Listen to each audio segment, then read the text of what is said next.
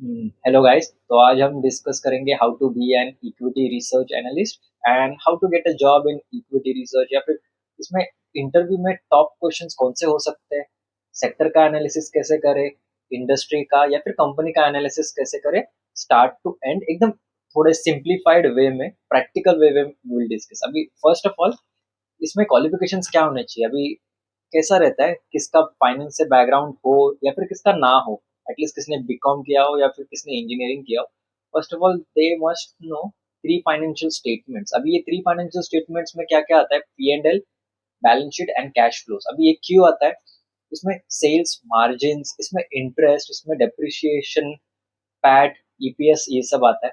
अभी balance sheet में क्या आता है, इक्विटी आता है, रिजर्व्स आता है, short term long term borrowings आता है, कैपिटल वर्क इन प्रोग्रेस आता है, गुडविल, उनके working capital cycle, inventory days, trade receivables, payable days, other other assets, current assets, ये सब आता है। तो इसका इंफॉर्मेशन होना चाहिए।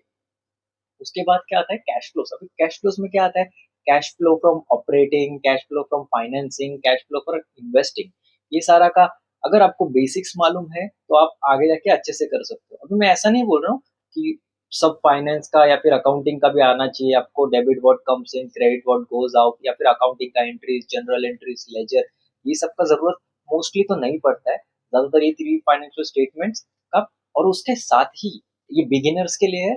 उसके साथ ही यू मस्ट नो रेशियोज, जो भी इजी रेशियोज है या फिर स्टार्टिंग फेज के रेशियोज है वो मालूम होना चाहिए। इसमें क्या क्या आता है, बेसिकली आता है P ratio, price to book ratio, price to sales, EV ratio, enterprise value, EV upon EBITDA, EV upon enterprises, PEG ratio, ये सारा रेशियोज का आपको अंडरस्टैंडिंग आना चाहिए। एक बार ये बेसिक्स आपका क्लियर हो जाए तो you can apply for interview, क्योंकि इंटरव्यू के लिए इजी होगा। अभी कोई कोई पूछते कि एनआईएसएम का एग्जाम देना इंपॉर्टेंट है या नहीं, अभी मैं बताता हूँ एनआईएसएम का क्या फैक्ट है। So NISM is like a criteria. अभी टीएमसी में जाना है या फिर एमएनसी कंपनीज में जाना है, बड़े कंपनीज में जाना है, कभी कभी वो बोलते हैं कि अगर आप फ्रेशर हो, एक दो साल का एक्सपीरियंस है या फिर उससे भी कम है, तो एनआईएसएम मस्ट, क्योंकि उनको मालूम पड़ जाता है, इसने थोड़ा सा स्टडी किया है। एनआईएसएम में क्या रहता है, बेसिक्स रहता है, बेसिक लेवल का उसमें अंडरस्टैंडिंग, एमसीक्यूज होता है। ऐसा कुछ नहीं कि एमआईएसएम एनआईएसएम आ जाए तो आपको पंख लग जाएंगे, आपको डायरेक्ट इंटरव्यू आके बोलेगा भाई तूने एमआईएसएम किया है, एनआईएसएम किया है तो तुझे जॉब मिल जाएगा। It's not like that. Secondly, आप क्या कर सकते हो, अगर आपको और ज्यादा अच्छा लेवल पे या फिर you want to leverage yourself, so CFA एक अच्छा ऑप्शन हो सकता है। सीएफए के साथ कोर रिलेटेड है, रिसर्च रिलेटेड पूरा ये है।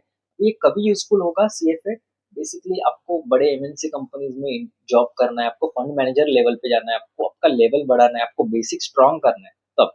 बट आपको बस आपका इक्विटी रिसर्च सीखना है कि कैसा बिजनेस का अंडरस्टैंडिंग ले, कैसा बिजनेस एनालाइज करे, कैसे पैसे इन्वेस्ट करे, खुद के पैसे इन्वेस्ट करे या फिर फैमिली के, how to manage your funds. उसके लिए सीएफए का नीड नहीं है।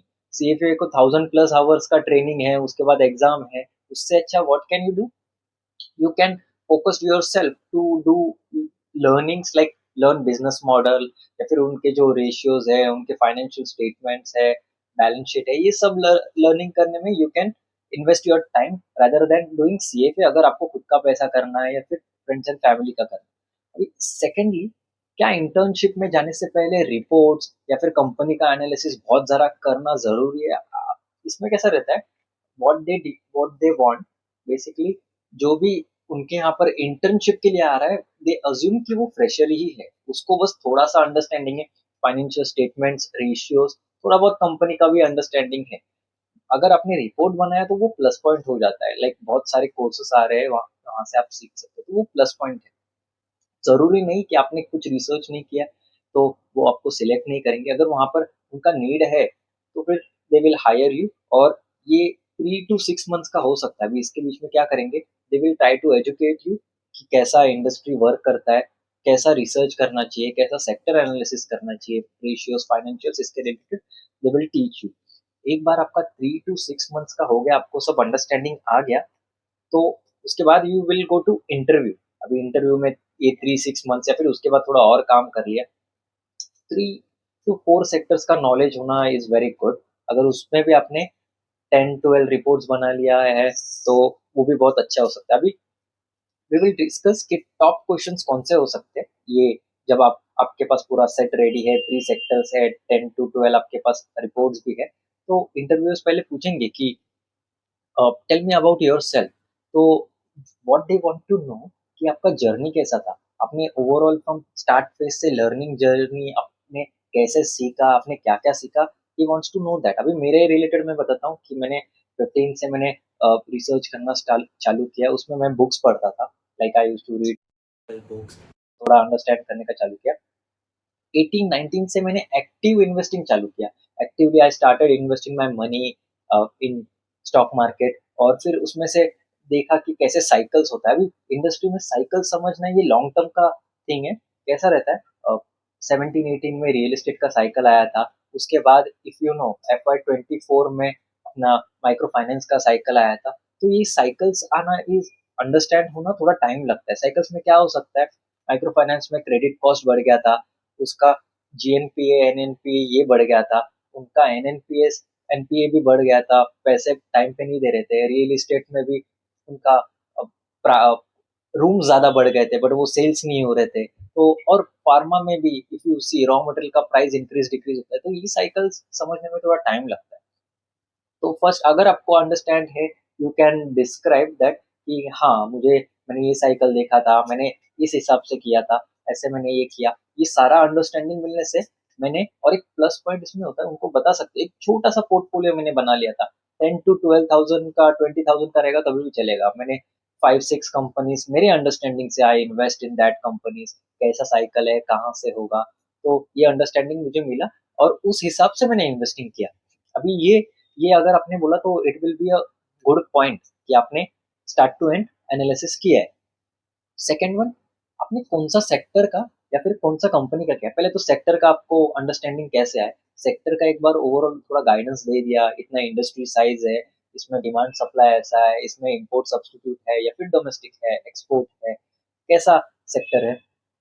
उसके बाद you can explain them about the companies which you have done research. तो वो कंपनी के रिलेटेड, अभी कंपनी के रिलेटेड क्या करेंगे, कंपनी का बिजनेस मॉडल क्या है, कंपनी का रेशियोज क्या है, कंपनी का balance sheet, P&L, cash flows कैसे है, मैनेजमेंट कौन है, ये सारा रिलेटेड दे विल आस्क। और ये डिस्कशन बड़ा भी चल सकता है बिकॉज अभी वो जब भी यू आर डिस्कसिंग, ये क्वेश्चन एंड आंसर जैसे नहीं हो जाएगा, ये कन्वर्जेशन हो जाएगा। कन्वर्जेशन जब भी होगा वो interview will stretch, so that thing you have to understand.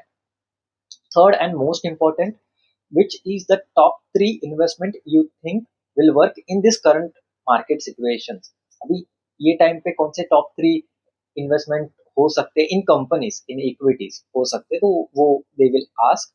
And इसके साथ ही दे विल आस्क कि टॉप 3 नेगेटिव इन्वेस्टमेंट जिसमें आप इन्वेस्टमेंट नहीं करना चाहते, जो सेक्टर अच्छा नहीं, कंपनी अच्छा नहीं है, ऐसे कौन से।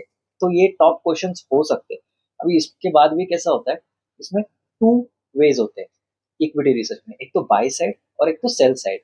बाय साइड में कैसा होगा, बाय साइड में बेसिकली MNC कंपनीज या फिर PMS, IAF और AMC companies, asset management companies, ये सारे होते हैं। अब ये क्या करते हैं, ये एक्टिवली बाइंग करते हैं, एक्टिवली इन्वेस्टमेंट करते हैं, स्टेक लेते हैं कंपनी में, मैनेजमेंट को मीटअप करते हैं, फैक्ट्री विजिट करते हैं, प्लांट विजिट करते हैं, डेली बेसिस पे इन्वेस्टर मीट अटेंड करते हैं। तो ये सारा बाय साइड पे होता है। सेल साइड पे क्या होता है, रिकमेंडेशंस होता है बाय सेल का, दे मेक देयर रिपोर्ट्स, सादा वैल्यूएशन का साइड से होता है, पूरा प्रोजेक्शंस करेंगे, स्टार्ट टू एंड प्रोजेक्शंस करेंगे, DCF, relative sum of the parts, ये सारा वैल्यूएशंस करेंगे, पूरा वैल्यूएशंस करके एक रिपोर्ट जनरेट करेंगे और उसके बाद बताएंगे कि यू कैन बाय और यू कैन सेल।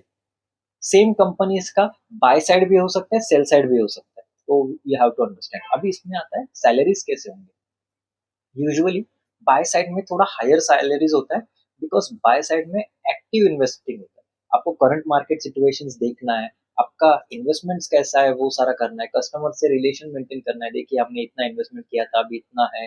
तो that's why you can expect 5 to 6 lakh for a fresher in by side. Sell side में थोड़ा कम होता है क्योंकि ज्यादा रिपोर्ट बेस पे होता है, उनको सिमिलर काइंड ऑफ रिपोर्ट्स पढ़ना पड़ता है। थोड़ा रिसर्च सेम होता है, थोड़ा कम भी हो सकता है, ज्यादा भी हो सकता है, पर वैल्यूएशन नंबर्स का गेम बहुत है। So you can expect nearby 4 to 5 lakhs as a fresher. अभी इसके बाद डिस्कस करते हैं कि इक्विटी रिसर्च करना कैसे करना चाहिए, इंडस्ट्री एनालिसिस कैसे करना चाहिए एक सिंपल वे में। तो फर्स्ट ऑफ ऑल कैसा रहता है मार्केट में हम जब भी आते हैं, ऐसे बाकी के टिप्स एंड ऑल देख के नहीं करना चाहिए। आपको कौन सा इंडस्ट्री पसंद है, एग्जांपल मुझे फार्मा पसंद है, मुझे फाइनेंशियल्स पसंद है, तो मैं फाइनेंशियल सेक्टर देखूंगा। अभी डायरेक्ट सेक्टर पे जंप करना इज वेरी डिफिकल्ट, पूरा सेक्टर बड़ा है, सेक्टर के अंदर 20-30 कंपनीज है, तो सेक्टर के अंदर आ गए तो अगर मार्केट लीडर का ज्यादा सब्सिडरीज नहीं है, सिंपल बिजनेस है तो कर सकते हैं। एग्जांपल माइक्रो फाइनेंस इंडस्ट्री में Credit Access is market leader, उनका ठीक ठाक बिजनेस है, अंडरस्टैंडेबल है, तो मैं पूरा पहले उसको पढ़ लूंगा, उसका क्या मैनेजमेंट का गाइडेंस है वो सारा पढ़ लूंगा। एक बार मैंने पढ़ लिया तो मैं क्या करूंगा, मैं बाकी के कॉम्पिटिटर एनालिसिस भी करना चालू करूंगा।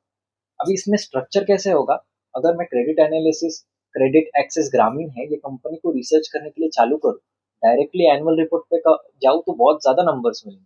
तो हम क्या कर सकते हैं, इन्वेस्टर प्रेजेंटेशन को पहले देखेंगे, क्योंकि उसमें इजी वे में होता है, अंडरस्टैंडिंग करना बहुत इजी होता है।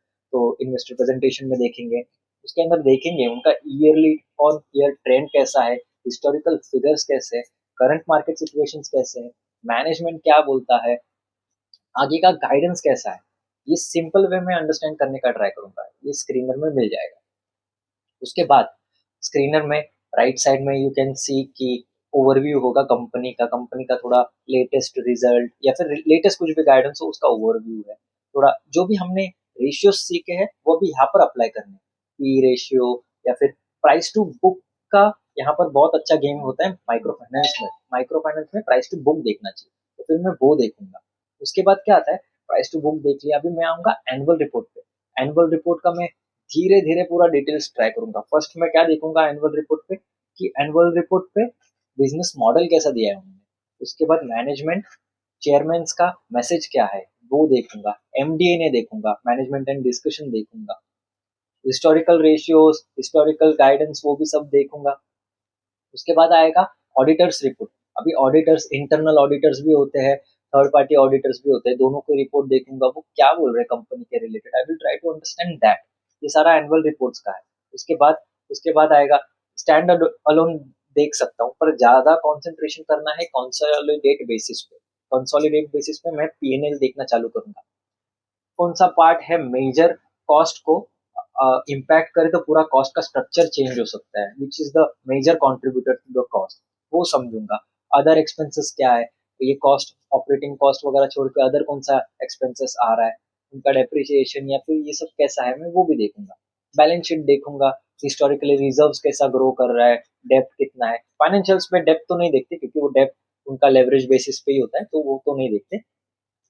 ये सारा अंडरस्टैंड करके मैं एनुअल रिपोर्ट का एक गाइडेंस ले लूंगा। अभी मैंने वो कंपनी का अंडरस्टैंड कर लिया, उसका वेबसाइट जाके देखूंगा, वैल्यू पिकर देखूंगा, रिसर्च बाइट देखूंगा, सारे कॉन कॉल्स पढ़ लूंगा। ऐसे टाइप में करना है धीरे धीरे ऐसा किया तो उसके साइड बाय साइड कंपटीशन का भी एनालिसिस करना है। अभी कॉम्पिटिशन का कैसे एनालिसिस करना है, एक तो एक्सेल बनाना है, इनके सारे मैट्रिक्स डालने हैं। हर कंपनी में अलग अलग मैट्रिक्स हो सकते हैं। फाइनेंशियल्स में क्या मैट्रिक्स होता है, GNPA, NNPA, credit cost, ELC provisions, ये सारे होता है।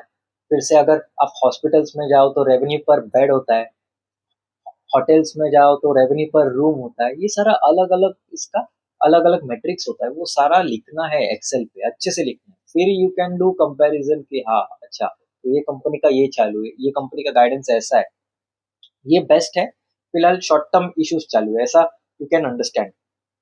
अभी व्हाट आई थिंक कि करंटली इम्पैक्ट हो रहा है कि इन्वेस्टर्स है, कौन कौन इन्वेस्टर्स मैक्रो में ज्यादा फोकस कर रहे हैं। अभी मैक्रो में क्या एग्जांपल देता हूँ, ये ट्रम्प ने टैरिफ बढ़ा दिया, ट्रम्प ने इंडिया के साथ ये डील कर लिया, अरे टैरिफ बढ़ा दिया अभी माल सब बेच दो, स्टॉक्स बेच दो, अरे डील कर लिया अभी बाय कर लो। You will be like a trader, आपका एक ओपिनियन नहीं बनेगा कि अरे आज तो ट्रम्प इशू कर रहा है, कल अच्छा कर रहा है तो आज खरीदो कल बेचो, ऐसा होगा। And which is not good for long term. Long term के लिए चाहिए तो इतना ज्यादा फ्लक्चुएशन नहीं चाहिए आपको, एक स्टैंडर्ड ग्राफ चाहिए। थोड़ा कम ज्यादा होता है पर लॉन्ग टर्म में वो ऊपर ही जाएगा, वैसा graph you have to understand.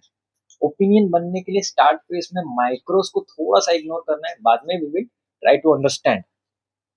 तो एक बार ये सारा एनालिसिस कर लिया, सारा अंडरस्टैंड कर लिया कि कैसा चल रहा है, खुद का ओपिनियन बनाना चालू करना चाहिए। जितना ज्यादा कंपनीज करोगे अभी क्रेडिट एक्सेस पे तो मैंने अच्छे से कर लिया, फिर बाकी का कॉम्पिटिटिव एनालिसिस भी कर लिया। इसके बाद मेरा खुद का ओपिनियन होगा, हाँ अच्छा ये सेक्टर ऐसा है, ये सेक्टर ऐसा है, तो ये सेक्टर पे अगर साइकिल अभी डाउन टर्न पे है, आगे जाके इम्प्रूव होगा। एग्जाम्पल FY 24 में माइक्रो फाइनेंस का sector was very weak because of over leveraging, credit cost बढ़ा है, GNPA NNPA बढ़ा है। पर वो कैसा था, वी नो कि साइकिल बस 2-3 साल का ही रहता है माइक्रो फाइनेंस का, क्योंकि लोन टेन्योर बहुत कम रहते हैं। सो ये 2 या फिर 18 महीने बाद चेंज होने वाला है। So that's how I predicted कि अभी 2-3 क्वार्टर बाद माइक्रो फाइनेंस का इंडस्ट्री चेंज हो सकता है, which can be a good investment if अगर हमने पूरा इंडस्ट्री समझ लिया। ऐसा समझने के लिए सबका इन डेप्थ एनालिसिस करना is very important. So this are the things which you should take care if you are doing active investing, मतलब खुद का पैसे मैनेज कर रहे हो एक्टिवली, या फिर कहाँ पर इंटरव्यू के लिए जा रहे हो। और last point and main point, try to make your own portfolio, क्योंकि खुद का पोर्टफोलियो बनाओगे ना, छोटा भी हो, you will have opinion about the companies which you are tracking. अरे इसका इंडस्ट्री साइकिल ऐसा चालू है, अच्छा हॉस्पिटल्स में ऐसा है, करंटली मेटल सेक्टर्स पे ऐसा है, माइक्रो फाइनेंस में ग्रोथ आ रहा है, फार्मास में रॉ मटेरियल का प्राइस ऐसा हो रहा है। तो that think you have to understand. So that's what a simple explanation. अगर आपको पसंद आया वीडियो तो like, subscribe and follow. Thank you.